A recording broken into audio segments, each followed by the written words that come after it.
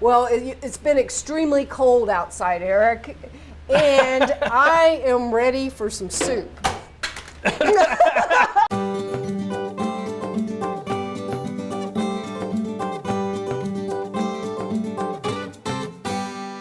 Welcome into Cooking with Margie. I'm Eric Stafford. This is Margie Mansure, and we are here today with another great recipe. Now, I see all kinds of cool ingredients over here, and I'm really excited about today's recipe.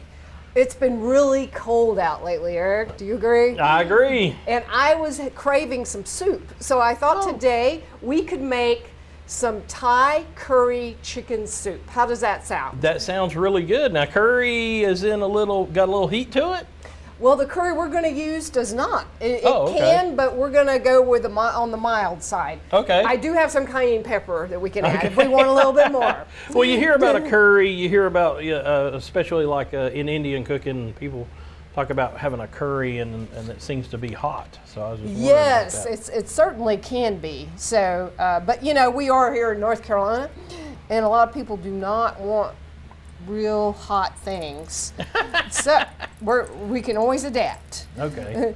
Okay, so I've got my pan already heated up, and you know what I'm going to start with? You can tell I had my olive oil in the car because it is solid. Oh, wow. Wow, it's been so cold. It really has been cold. That is crazy. That is crazy. So I would like to brown my chicken. I've got about a pound of chicken thighs. Okay. And I want to brown these. You wouldn't have to brown it, but to me, whenever you can brown the meat, it's going to give it a little bit more flavor. Oh, okay. Do you agree? If you have versus like if you were to just boil the meat.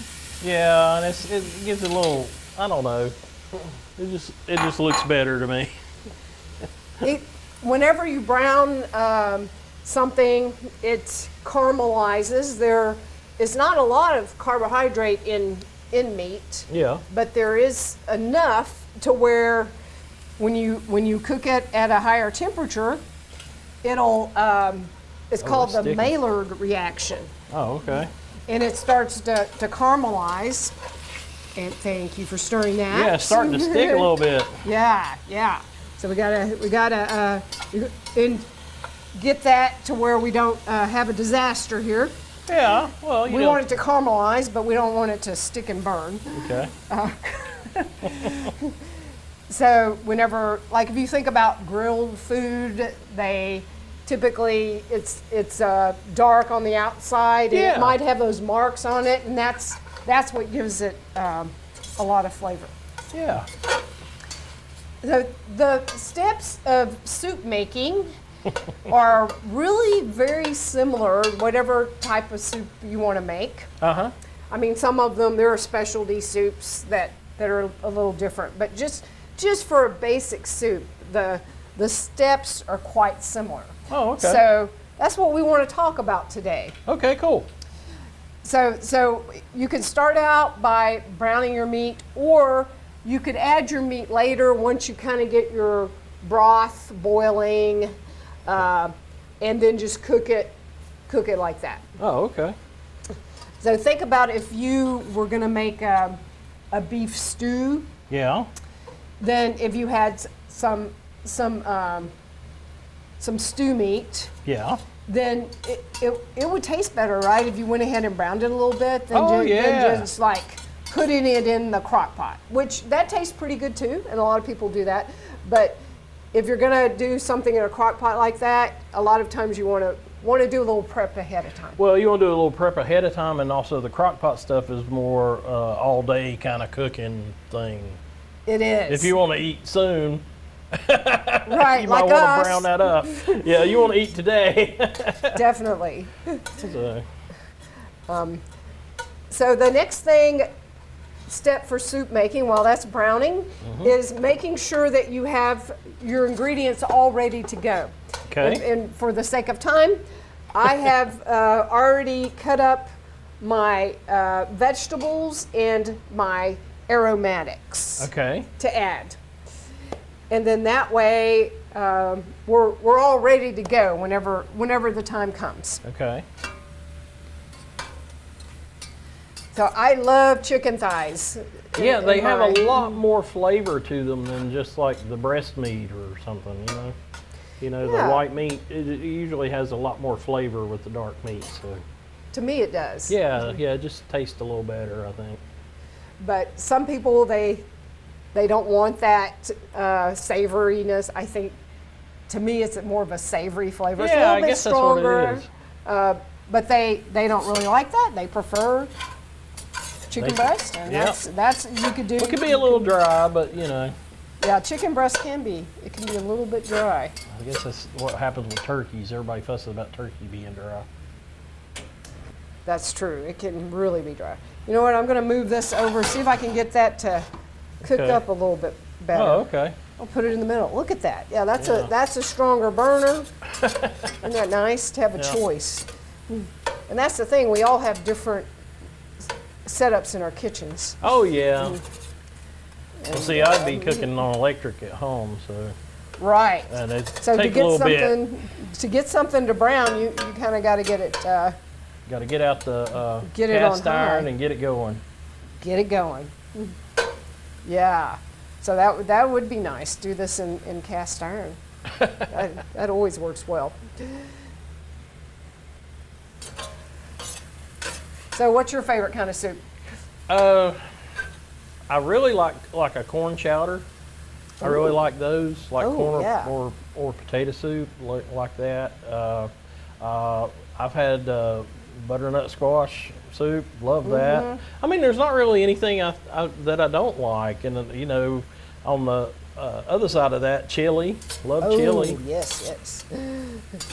Well, the ones you mentioned, some of those are used as a side dish. Yeah. Like if it were just butternut squash, you'd probably have that with a sandwich or something. Yeah. Or have it before your main dish. But what I've been cooking lately are entrees. Yeah. Like a one pot meals. Yeah, that's cool. And soup's great that way because you can it's all in one pot and it lasts in the refrigerator for like 5 days. Yeah. And usually it tastes better the next day. Yeah, that's true too. It does, if it has time to sit, it really does do better. All right, so that's looking good. I think I'm just gonna go ahead and, not extremely brown yet, but I'm gonna go ahead and take that out. Okay. And I'm gonna add my aromatics. Okay. So do you know what an aromatic is? I think it's something that smells good is the way there it sounds. There you go. It is. So sounds like it smells good. Smells good. And look at all that flavor that's still in the pot. I mean, that's those little brown bits. The little brown bits. They're going to add some flavor. So I'm going to add a little bit more olive oil if I can get it out. Heat it up a little bit. I've never seen that happen. That's how cold it actually is. That's how cold. It's very congealed the olive oil. So you want to stir that around a little bit.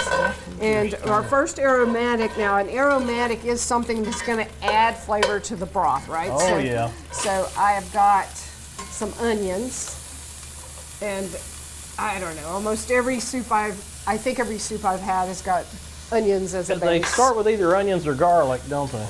It seems that way, doesn't it? Oh, that's smelling good. They always do. So, yeah, then we're going to add, I've got one, so that was one chopped onion. Uh-huh. I've got one red bell pepper. Okay. That definitely has an aroma. Oh, yeah. Qualifies as an aromatic. Other ones could be leeks, all different kinds of onions, garlic, and one that I really like is ginger. Oh, okay. And this, since it is it's sort of a Thai style or Asian style, they use a lot of ginger. Oh, okay. Along with the curry. You smell that? Oh, yeah. Oh, yeah. It smells so good. It reminds me of when you get the ginger salad at like the Japanese restaurant. Yeah. And they have the ginger dressing on it. Ugh, so good. Oh, like a ginger sesame. Yeah, they have like a ginger dressing on them on their salads. You know, like at Mikado's or those places like that. Yeah, they do those. That is really good. Ginger brew. Yeah, ginger brew. And this is how the ginger comes in the store. I'm sure you've seen it. Yeah, I've seen the ginger root.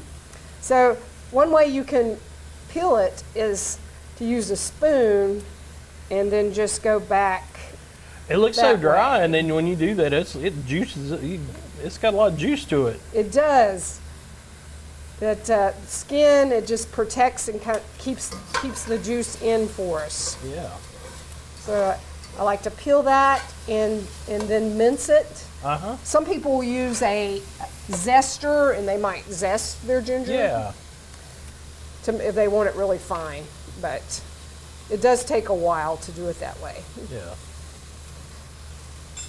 Ooh. Nice. Very nice. Good stuff. That could be nice in some tea, I think. Oh, yeah.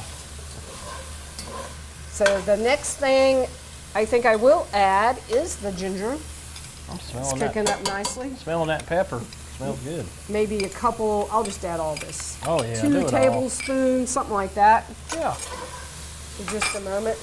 Now, if you want, so we have the aromatics in. Yeah. So those go first. Our other vegetable will be added after our broth. Okay.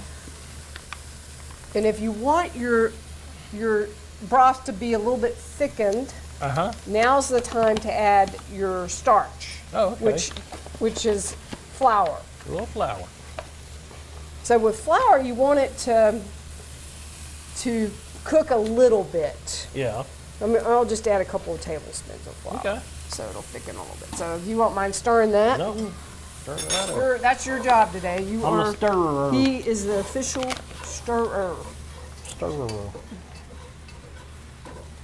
If you just don't cook your flour, it will have a pasty flavor.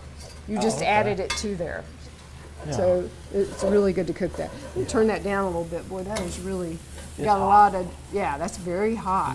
We got some good stuff over here on the back of this pot. It's going to be good.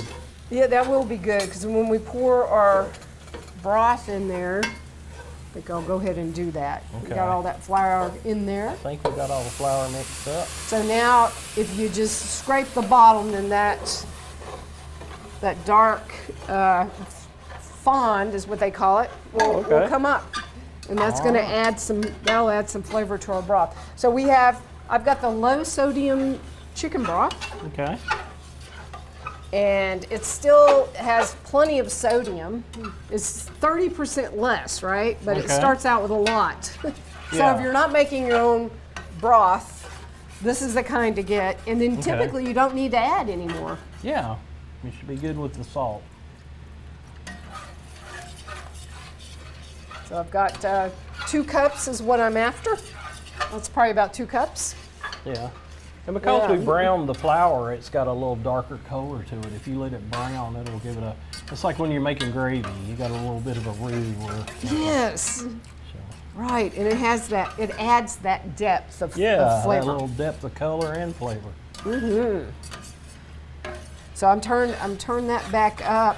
Okay. And as you do that, see, you have to keep stirring it. Yeah, you got to keep going, especially with the flour in there. Because it has that flour, right? And that's what's going to cause that to thicken. Yeah. Now here's the thing: we have got this coconut milk, and it was pretty. We got solid, some cold coconut milk, folks. Cold coconut milk. Coconut is it is a saturated fat, so that's why the fat there is solid. I think I'm going to have to scrape that out. You might have to spoon it out, yeah. Okay. Wow. But it should do good once it gets in here. I think it should melt. Yeah, it should melt once. Wow, that whole thing is so solid. All right, maybe there it is. It just kind of separated. There's the liquid part was down in there. Yeah, we'll break him up.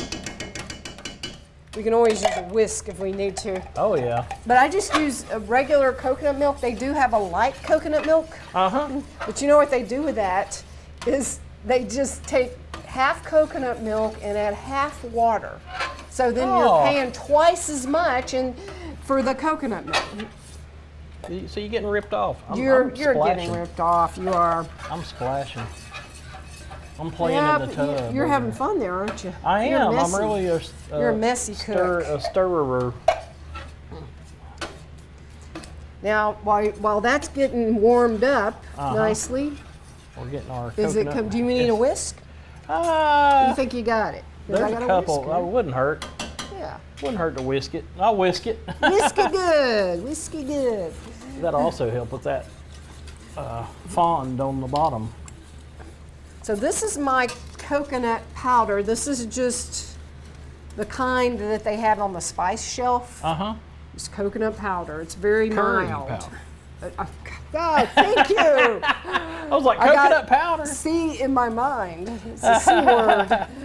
It doesn't really tell you what's in here. It says organic spices, organic turmeric, organic cloves. It doesn't matter if it's organic, but that was the cheaper one actually. Oh, okay. It can be expensive, but it lasts a long time and it goes a long way. And sometimes I've noticed, like in the meat section of the grocery store, sometimes the organic stuff will be on sale because nobody paid the higher price originally. Right. You know, when the meat's starting to go bad.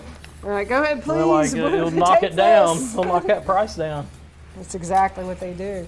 Now, how much cayenne pepper do you like? Because this is a mild curry, so we can add. Well, You like a little heat. I like a little heat, so I'm okay with that. All right, I'm just gonna put some in there like that.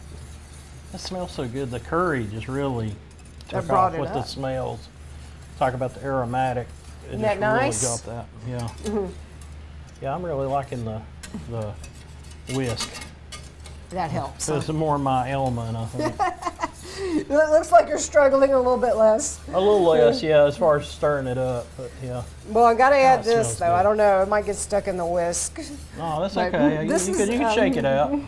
This is Napa cabbage. Okay. Maybe like 8 ounces or something. And cabbage is so cheap. Oh, it is. I mean, It is. seriously, it's like the cheapest vegetable you can get, I think. And this is more Napa cabbage, more like a Chinese cabbage. But if you wanted to just use regular cabbage, you could. And we've got to get that going to a boil, and that won't take very long to cook down. And then the cabbage has its own water to it too, so it's going to add to the liquid, isn't it? It will. Good point. Any kind of vegetable has a lot of water, and it's going to add. You can see that really thickened it up. Yeah, it did. It's hearty. It's hearty looking. I got to have a good, hearty, thick broth. But, Yeah, that's going to do it. Some of the broths are good and they're thin, but my favorite is a hearty one. Yeah. You could use kale. You could use any kind of a green. Really? In that. Even like what is the spinach? I was trying to think of the. I'm sorry. Collard? Maybe a No, collard? I was thinking of the Chinese. Bok choy? The bok choy. Oh, that's that what would I be, was thinking. Yeah. Bok choy would be really good in that. Yeah, bok choy.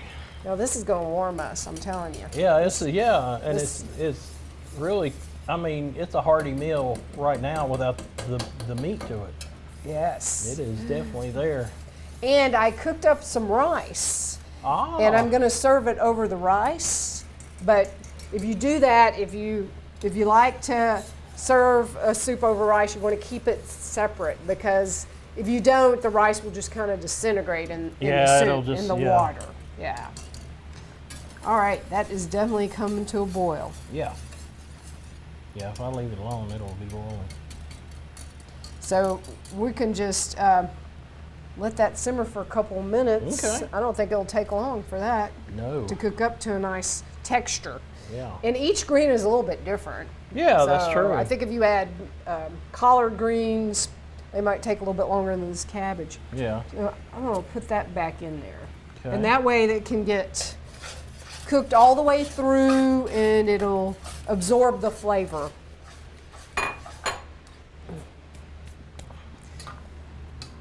Well, I just use the canned chicken broth. Uh-huh. Another thing I like to use is this bouillon? paste. Oh, it's a paste. Okay. Yeah, and there's different brands, but this one is also a reduced sodium, and then that way you can have however much you want. Oh, okay. You can just rehydrate. It's 1 teaspoon per cup. Okay. So I like to add a little bit of this because it gives it more flavor. Even though it has chicken broth in there, I'm going to add a little bit of that. Okay. Because it has a real strong chicken flavor. Okay. And since I'm not going to add any salt, I'd rather have that than just like salt.